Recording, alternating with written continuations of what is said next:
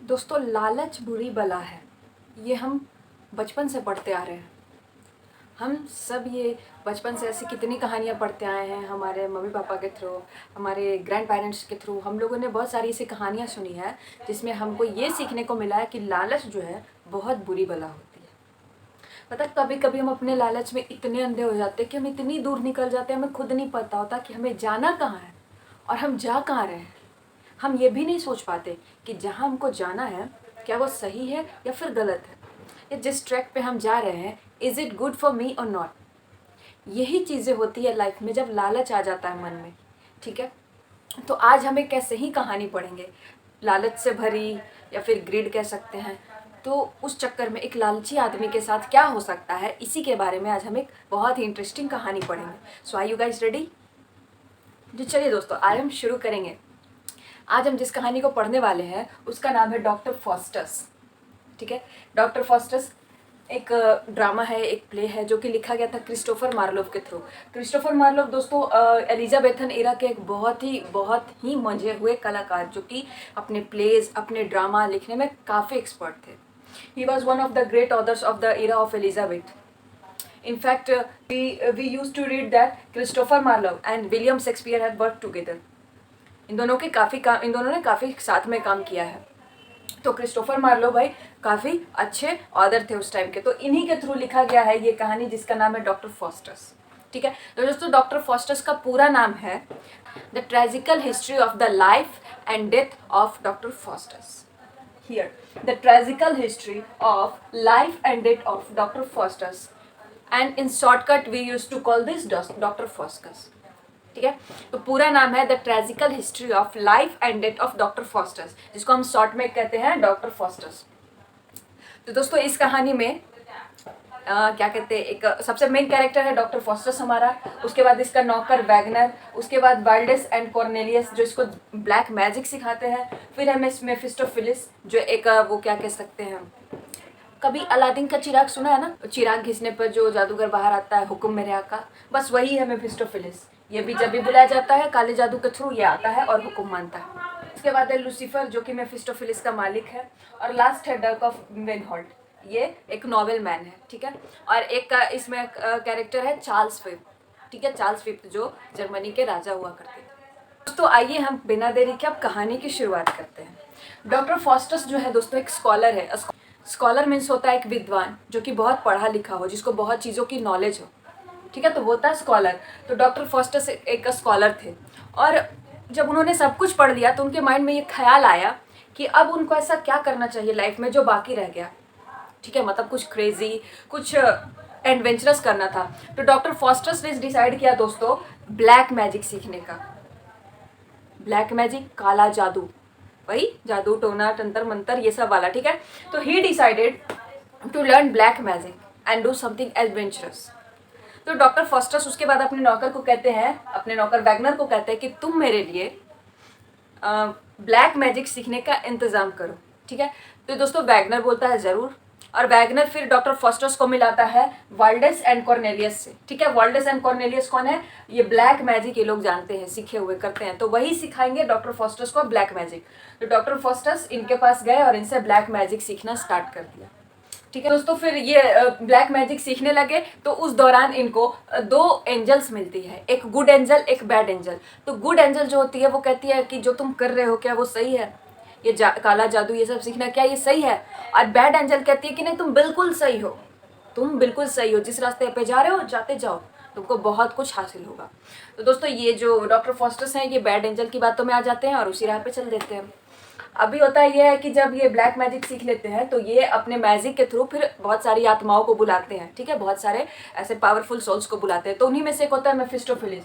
दोस्तों मेफिस्टोफिलिस कौन है? लूसीफर का ये नौकर है। ठीक है, वो लूसीफर की बातें मानता है और इसी के कहे गए कामों को करता है। ठीक है, लेकिन डॉक्टर फॉस्टस के बुलाने पर उसके पास आता है, और फिर उसके बाद दोस्तों डॉक्टर फॉस्टस इसे कहते हैं कि मेरे पास तुम्हारे लिए एक ऑफर है।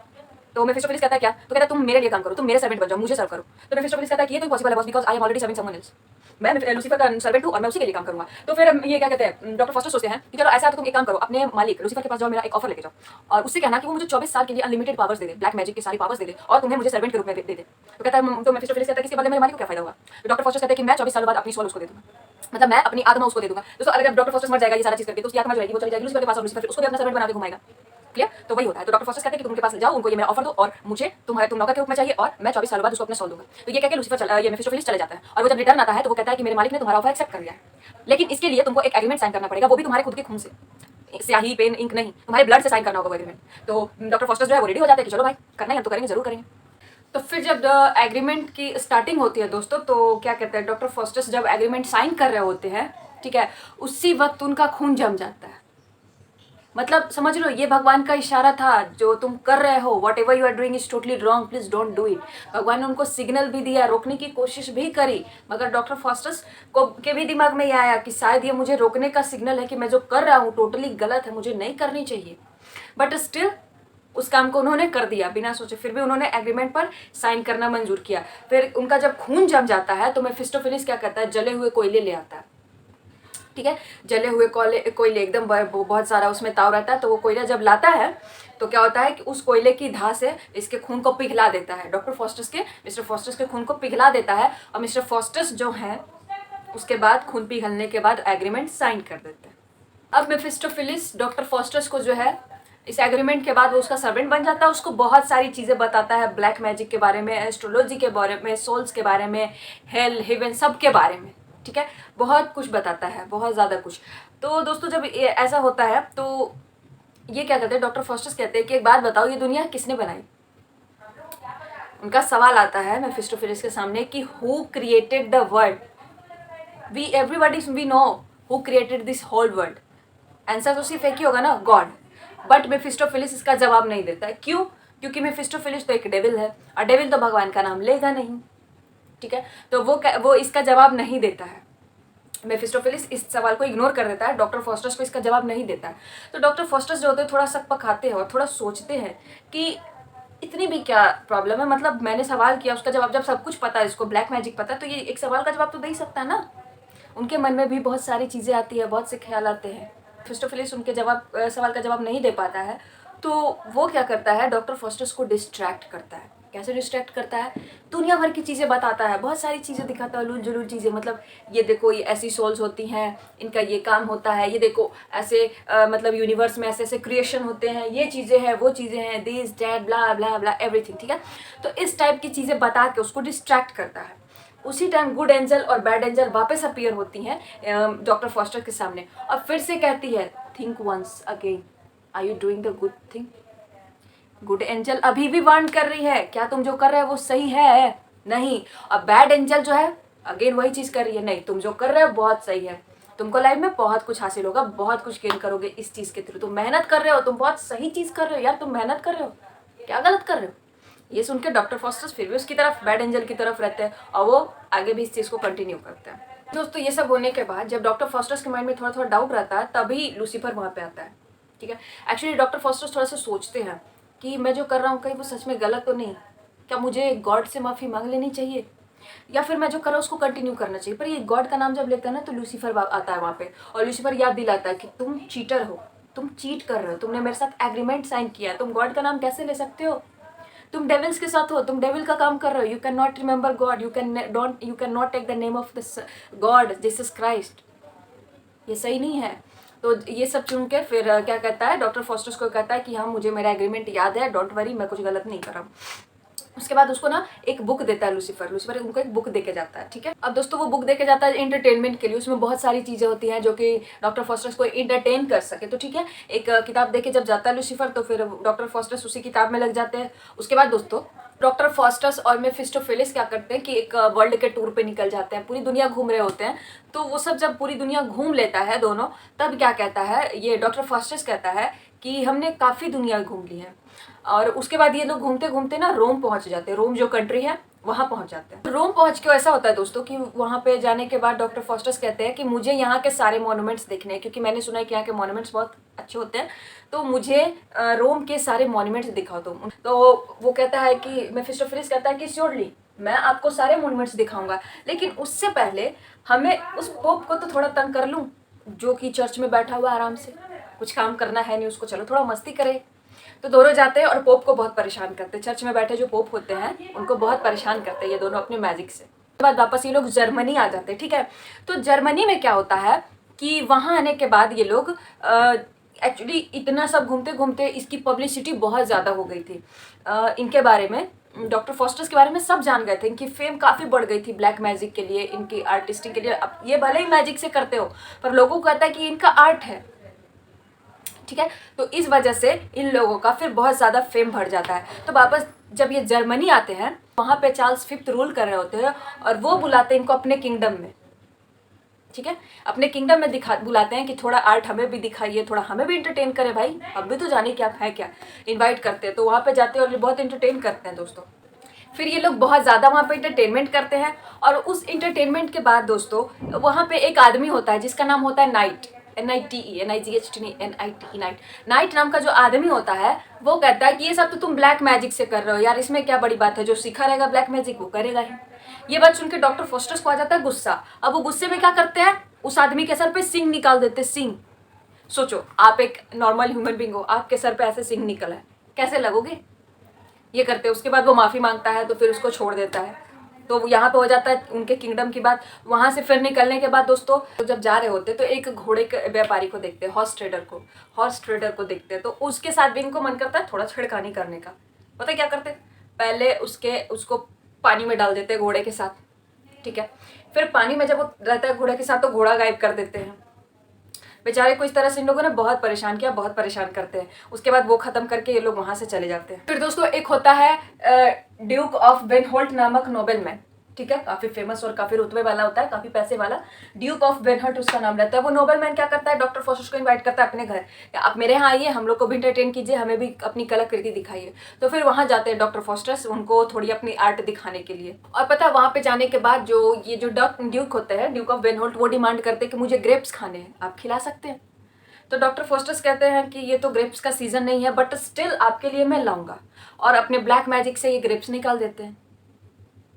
खुश हो जाता है वो भी भाई, चलो बिना सीजन ग्रेप्स मिल रहा है। ये देख के वो ग्रेप्स लेके फिर वो भी काफ़ी वाहवाही देता है, काफ़ी शाबाशी देता है डॉक्टर फॉस्टर। तो ये सब होने के बाद, ठीक है, फिर ये सब होने के बाद वहाँ से भी चले जाते हैं ये लोग। उसके बाद दोस्तों ऐसा होता है कि जो 24 सालों का एग्रीमेंट किया था डॉक्टर फॉस्टर्स ने, वो पूरा होने को आ रहा था।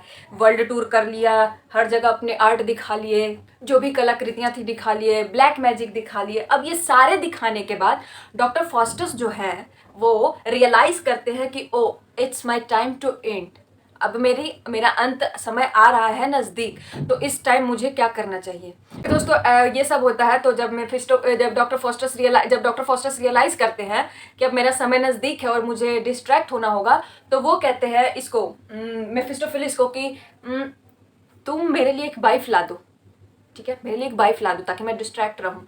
तो मेफिस्टोफेलिस कहता है कि शादी विवाह जो है वो हमारे लिए नहीं है, वो काफ़ी ही पवित्र, काफ़ी ही पाक चीज़ होती है और हम डेविल्स ये नहीं कर सकते, ठीक है, तो हमारे बस की ये नहीं है। तो डॉक्टर फॉस्टर्स कहते हैं ठीक है। फिर वो एक बहुत ही खूबसूरत सोल होती है हेलन नाम की, तो ये सब बहुत खूबसूरत लड़की होती है। तो ये सोचते हैं डिस्ट्रैक्ट करने के लिए कुछ तो चाहिए, तो ये हेलन की सोल को बुलाते हैं और उसको अपना लवर बनाते हैं डिस्ट्रैक्ट करने के लिए। फिर धीरे धीरे टाइम काफ़ी क्लोज आ रहा होता है, तो एक ओल्ड मैन आता है डॉक्टर फॉस्टर्स से मिलने और वो कहता है कि देखो अब तुम्हारा लास्ट समय है, ये तुमको भी पता है, this is your time to end. So अभी भी मैं कहूँगा देर नहीं हुआ, भगवान के घर तुम माफ़ी मांगने जाओ और माफ़ ना करे हो नहीं सकता। तो अभी भी मैं यही कहूँगा कि तुम एक बार माफ़ी मांग के देखो, शायद काम बन जाए। तो दोस्तों फिर डॉक्टर फॉस्टर सोचता है एक पल को कि बात तो सही कर रहा है, वैसे मुझे शायद गॉड से माफ़ी मांग लेनी चाहिए। फिर मेफिस्टोफेलिस आ जाता है वहाँ कि ये तुम क्या कर रहे हो, ये तो चीटिंग है, तुम गॉड को क्यों याद कर रहे हो, तुम डेविल हो, डेविल को याद करो। तुम्हारी सोल गॉड के पास नहीं, तुम्हारी सोल लूसीफर के पास जानी है, तो तुम गॉड को क्यों याद कर रहे हो भाई, ये चीटिंग है, सरासर चीटिंग है, तुम नहीं कर सकते ऐसा। ये देख के डॉक्टर फॉस्टर्स कहता है कि नहीं नहीं नहीं, मैं ऐसा नहीं कर रहा और मैं ऐसा करूंगा भी नहीं, बिल्कुल नहीं करूंगा, मेरे माइंड में ऐसा कुछ नहीं, वो तो इस बूढ़े आदमी ने मुझे बहका रखा था, यही मुझे उल्टे सीधे कमांड दे रहा था, मुझे उल्टी सीधे एडवाइस दे रहा था, मेरे दिमाग में कुछ नहीं, डोंट वरी, रिलैक्स। दोस्तों इस टाइम में भी आती है उनके पास गुड एंजल और बैड एंजल्स, ठीक है। ये दोनों आती है डॉक्टर फॉस्टर्स के पास और कहती है कि गुड एंजल कहती है कि अभी भी वक्त है, मांग लो माफ़ी, भगवान माफ़ ज़रूर करे। वहीं पे बैड एंजल कहती है कि क्यों, तुमने कुछ गलत नहीं किया, तुमने लोगों को एंटरटेन किया है, तुमने अपने कुछ हासिल किया है, मेहनत करी, तुमने कुछ गलत नहीं किया, सो डोंट वरी, फिर ये होने के बाद होता है जब डॉक्टर फॉस्टर्स की मौत करीब आ जाती है, एकदम करीब आती है, तो वो चले जाते हैं भगवान के पास उनसे माफ़ी मांगने। एट लास्ट इसको रियलाइज़ हो जाता है कि मैं गलत हूँ और मुझे माफ़ी मांगनी चाहिए। जब ये गॉड के पास जाता है माफ़ी मांगने, तो गॉड इनसे, अब गॉड के पास इतने कांड करके जाओगे तो हिसाब तो लेंगे ना। तो जब ये गॉड के पास माफ़ी मांगने जाता है तो उसको गॉड उससे सवाल जवाब करते हैं, तो ये इरिटेट हो जाता है और गॉड से ही झगड़ा करने लग जाता है कि आप सुपीरियर, मैं हूँ, डेविल सुपीरियर है।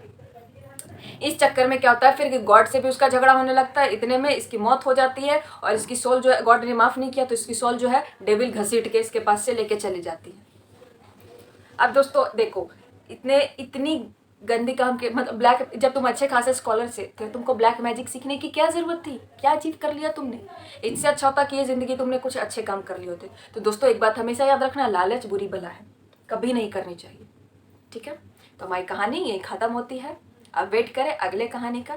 ठीक है, चैनल को लाइक सब्सक्राइब जरूर कर दे, कंजूसी ना करे। इसमें जब आपने देख लिया तो एक बटन दबाने में क्या कंजूसी करना, नीचे लाल बटन है, दबाइए, बेल दबा के ऑल कर लीजिए, ऐसे मस्त मस्त कहानियाँ मिलती रहेंगी। Thank you.